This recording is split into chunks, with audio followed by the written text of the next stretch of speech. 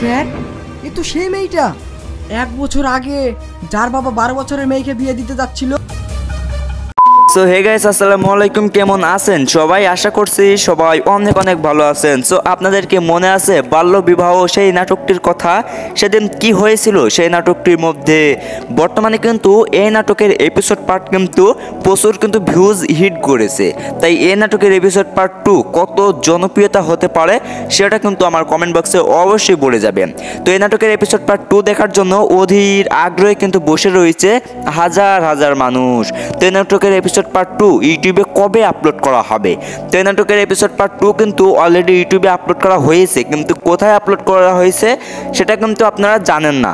তো সেটা জানতে চোখ রাখুন আমাদের এই পল্লী ডিটেলস ইউটিউব চ্যানেলের উপরেই, কারণ এই চ্যানেলের সকল ভিডিওর আপডেট কিন্তু দেওয়া হয়।